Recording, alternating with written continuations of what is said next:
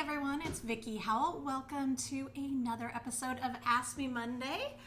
I am here with you as I am 3 Mondays a month at noon Central Time from my temporary studio in Austin, Texas. So first off, shout out to Knitters Pride / Knit Pro, depending on where in the world you are, for their continuous support of Ask Me Monday. It is because of their support and their wonderful products that I am able to be here to start my week and our week creatively together. So I don't know about you, but I could use a little holiday spirit right now. So when we dive into our project, we are going to make a puffy stocking ornament. But before I move on to that, let's say hello to everyone. Good morning, Chris, Rhonda. Rhonda's also in Texas. Tell me where you're watching from and what you worked on over the weekend. If you're watching this as a replay and aren't interested in all of the chit chat, you can just fast forward until you see only my hands, and that is when the tutorial will really be kicked into gear. All right, so good to see you, Sabrina and Christy, Betsy. Oh, Betsy's asking about my shirt. I made this shirt. It is poinsettias, because you know how I like theme. I got the fabric off of Spoonflower, a great company for printable fabric. I don't remember what pattern shirt it is. I dig it because it's got like the high-low situation going on. If I made it again though, I would make it in a different texture fabric. I think this is just the plain old quilter's cotton, and it's a little like scrubs looking because of how it drapes, but I love the cut. So I think with something a little flowier, it would be great. Hi, Sophie from Canada. So good to see you. Sabrina is working on a sweater. Alice from SoCal. That's where I grew up. I'm missing home right now for sure. All right, so over the weekend, I finished, except for weaving ends, a baby blanket for my friend's very first grandchild. This is the, I'm gonna have to probably stand up to show you because it's, so ignore all the ends, but this is the go-to granny blanket from my book, The Knit Vibe. If you're not familiar with my book, I could run and get it, but I'll spare you. It's called The Knit Vibe. Buy it wherever you buy your books. You can buy it from my Yarn Yay shop or, you know, all the places. And then the yarn is, it's it is Valley Yarns Superwash, super bulky. That is the Webb's private label line, and these are my colors from my color collection with them. So that is the go-to granny blanket, baby blanket. It's about a 36-inch square, and you can honestly make it in a day. Definitely a weekend. It's a great gift. It's better, you know, for a little bit bigger babies because of the holes, but it's so smushy and gushy that it's great, you know, as a car seat blanket or whatever later in the day. So that is what I am working on. All right, so as I have been one to do over the past few years, we're in July, so I thought, why not jump on the old Christmas in July bandwagon. You know, we as makers love to make gifts, and so often if we make a big chunk of our gifts, we have to start months ahead of time. So often that means if you are, normally I'd say if you're an Uber planner, you're starting now, and I applaud you, but now I'm just going to applaud you in general because we all have more time at home, and so if you're making, then you are putting something out, positive out into the world. So in the past I've done these tree wall hangings, broomstick lace, and I've done, so this is a work in progress that I found in my basket. This is a scrap bin stocking, or it will be when the foot is done. I've done a million of these. And these patterns are available at VickiHall.com, and I've linked to them also from today's post. I've done a bunch of other like Christmas and general winter holiday projects, but as far as like July, started there. And so this time I've also done a lot of sort of puffy ornaments or scrap bin stuff. So I'm sort of portmanteauing together some of those projects. That's not exactly the right usage of the word, but move with me here. And I have adapted the large stocking pattern from the scrap bin stocking to be a smaller one, but also puffy. Some of you might remember the scrap bin Christmas tree ornaments that we did last year. I think last November or December we did those. This is the same idea. But If you skip the top seaming and the stuffing part, you can also use these as gift card wrappers. And then otherwise they're great for gift toppers or for Christmas tree decorations or, you know, whatever. And so all of this, these are great stash busters because you don't need a ton of yardage. I'm working with some super chunky yarn. I think I pulled it from my stash, but I think that these are both Manos del Uruguay Franca. I'm almost positive. So in the same realm as Malabrigo Rasta or whatever this one is, Plymouth Homestead, just a super chunky. And then I'm using size 11 needles, and I'll show you which Knitter's Pride needles I'm using. What that gets you is about a 7-inch long ornament. That stuffed is about 3 inches. If you want something smaller, like if you just wanted a wee ornament or gift tag type thing, you could just go down to size 8 needles and like a worsted weight. You do you, just use this as a jumping off point, and I have written up the pattern free for you, courtesy of the support of Knitter's Pride at VickiHowell.com. Okay, so what we're going to do today is we're going to focus on sort of the, I mean, excuse the pun, the stepped up skills that are a part of this stocking. So we will talk about, I'm going to get a little close up in your business right now. We will talk about the twisted rib. I'll show you that, both right side and wrong side. We'll kind of skip over this. I'll point and show for that, but it's written out. We will talk about the simple short row heel and then the toe decreases. And then we'll just sort of point and show seaming and that type of thing. This project is worked flat and then seamed up. So, you know, if you don't enjoy the in the round projects, this one's for you. It makes it really easy to work up quickly. This is a great first time short row project. If you've been kind of wanting to dabble but been a little nervous spice, this is a great one. And for those of you that are more experienced, you will whip out so many of these. These are great for, you know, to add with your gift cards or whatever that you give, you know, our beloved teachers, or, you know, just sort of like those, just anybody that you think could use a little bit of a smile. This is a very sweet thing to give. And you know, regardless of if we're able to get to be together with folks, they're also really lightweight. You can stick them in an equally puffy envelope and mail them off to people that you love.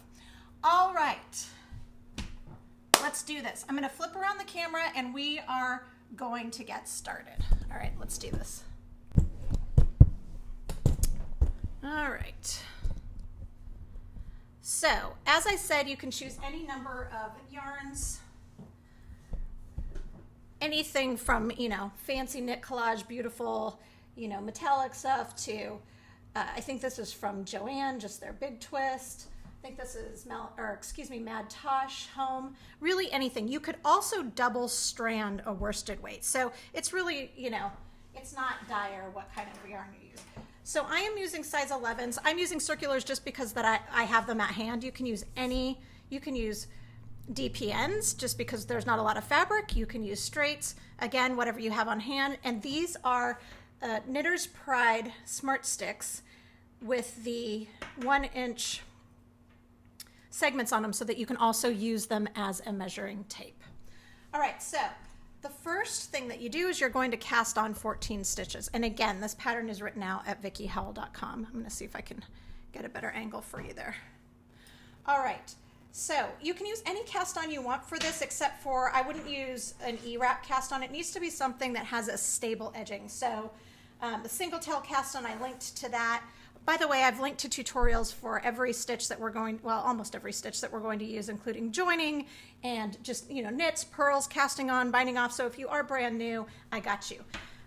But you could use a long tail cast on, a cable cast on, a knit on cast on. It really doesn't matter.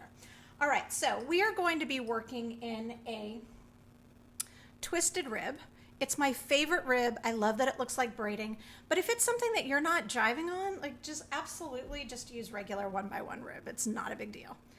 All right, so to work this particular rib, we are going to knit one through the back loop. That abbreviation, I have also linked to an abbreviations list, but it will say K1 TBL. That means knit one through the back loop. So we're going to, normally for a knit stitch, you would come in this way, but we are going through the back loop and we're going to, whoops, that's my tail, don't use that. We're going to knit it. And then we'll purl. And that is your repeat all the way across. So knit through the back loop, purl. And if you have questions, and I don't see them as they're zooming by because I have the camera at an angle where I can't really read right now, please just put them in the comment section. I will get back to them after we are done with this broadcast. 2, 4, 6, 8. Oh, I didn't even put enough. All right, let's just pretend that this is 14 stitches. Good job, Vicki, getting that right. All right, so we're gonna purl all the way to our last stitch will be a purl 1. That was not pretty, but fortunately we're among friends. All right, then you're gonna flip over. So then all of the stitches that were purl on that side will be knit on this side. So we are going to knit traditionally, but the purl stitches, or the ones that are presenting as purl right now, on the front side, those were our twisted knit stitches. So that means that we need to twist the purl stitches. So to do that, we are going to purl, so we have to bring our yarn to the front, through the back loop. So I'm going to purl that way. All right, so we'll knit 1 and then purl through the back loop. So we flip it over, come in through that back of that loop.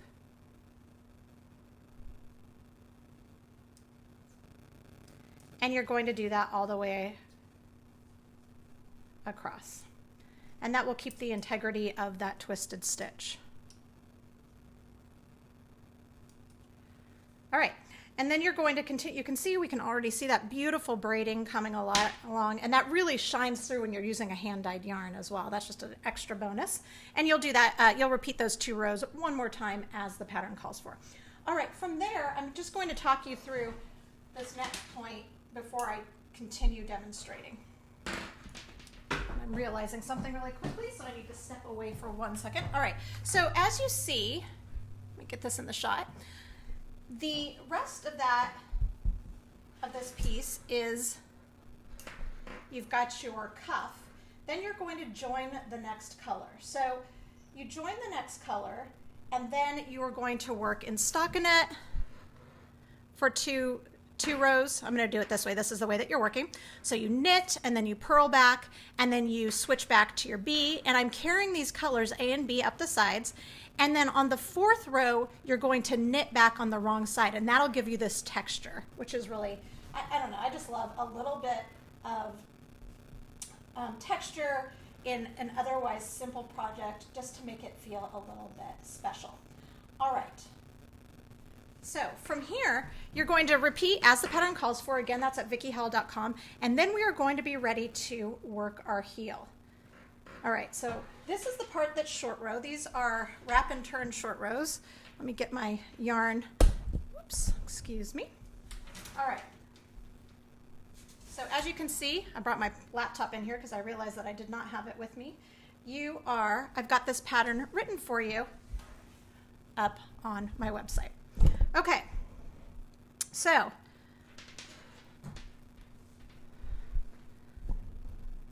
going to get this out of the way so you can see a little bit better. All right, from here, we are working with our color A. Again, this doesn't matter. You do you. You don't even have to switch colors if you don't want to. But we are going to knit 9, so just as you normally would knit.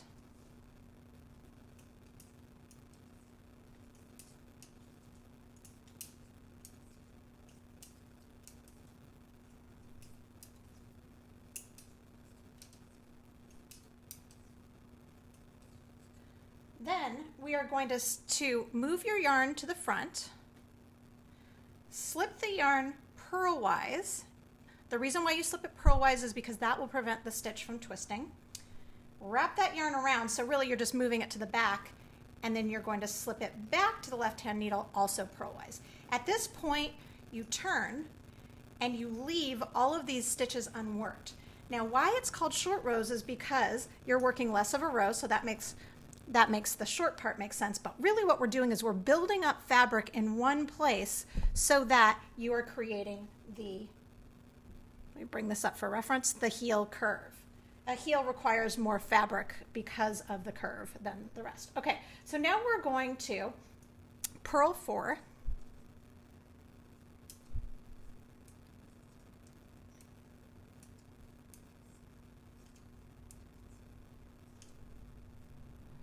We are going to move our yarn to the back, slip one, move it to the front, slip one back. So we're just wrapping it, just like we did before. We're going to turn again, leaving all these stitches unworked again. Now we are going to knit 3. And again, don't feel like you have to memorize this. I've got it written out at vickyhowell.com. Yarn forward, slip one, yarn back, slip it back, turn. Now we're going to purl 2. Whoops. Purl 2, yarn back, slip, yarn front, slip, turn. All right. That was the first half of it. And you can already see kind of a triangle of fabric being created. That is creating the slope of your heel. All right, now we're going to start the second half. So now we are going to knit 3. 1, 2, 3, yarn forward, slip, yarn backwards, slip, turn, purl 4. So we're doing the mirror image of what we just did to get to this point. 3, 4,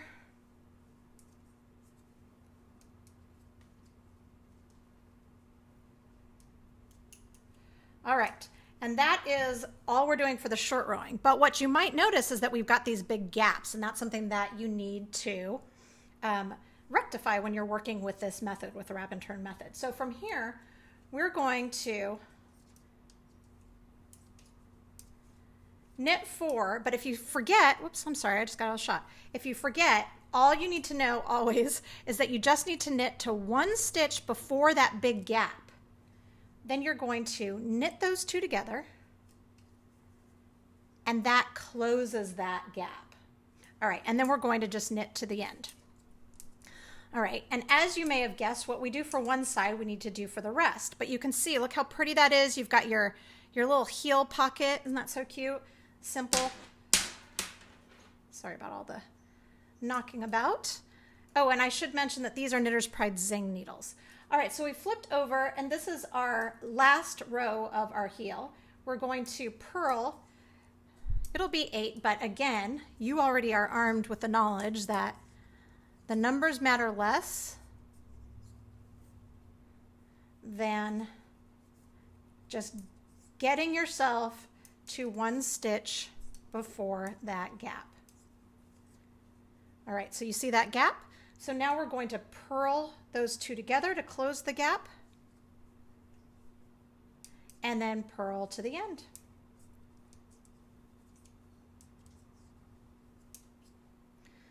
All right, my friends, and that is it for the heel. Isn't that so cute? And then if I slide this onto my cord, you can see how it's doing the little curve that we want it to do. All right, and that is the most complicated that this project gets. So I'm going to bring on another part of the project. We talked through this. So you will now have, this is so much for you guys to look at. Let me move some of that out of the way. So at that point, you will have decreased by 2 stitches. So now we have 12 stitches, and that'll make your foot look a little bit more, accurate, footy. It'll make it a little bit more narrower than the, leg. So you continue in your striped fashion, and now we are to the toe decreases. So let's talk about that. And I've moved over to my beloved Knitter's Pride Gingers. All right. So this is just going to be a really simple set of decreases. This will be review for probably a good portion of you, but we're here together, so let's do this. I keep trying to arm straddle the tripod and I'm not giving you the shots that I want. So I'm going to scoot over here. All right. So we are going to, I'm just going to show you, we're just going to be using two different types of decreases. There are your average Jane decreases, but I'm going to show you nevertheless. So for this project, we are going to knit 2. We are going to then do an SSK, which is a slip, slip, knit through the back loop. And an SSK is one of the rare times when you slip stitches that you slip them knitwise. It will twist the stitches, which is why we are then knitting 2 together through the back loop to reorient them rather. Okay, and then we need to do a knit 2 together. These are just creating different slants. The knit 2 together slants right, the SSK slants left. And because it's not that dire for a project like this, but because we're folding this, it'll just make the point of the toe a little prettier. All right, then we are going to repeat that. We are going to SSK, so slip, slip, knit, knit 2 together, knit 2. Now we'll be down to 8 stitches. Then we flip, and we're going to do what's called a slip, slip, purl. It's exactly like a slip, slip, knit, but you guessed it, purl-wise. So we're going to slip, slip, and then purl 2 together. Sometimes this can be a little bit fussy when you're working with single ply yarn. Purl 2 together through the back loop. And then we are going to purl 2 together as you normally would. We're going to repeat that, an SSP, slip, slip, purl through the back loop. And we're going to end this row with a purl 2 together. All right, and now for our very last row of the entire project, we will SSK, so slip, slip, knit, knit 2 together, and then we are going to, because we don't really want the length of the fabric that would be created if we flipped around and purled, we're just going to bind off right here.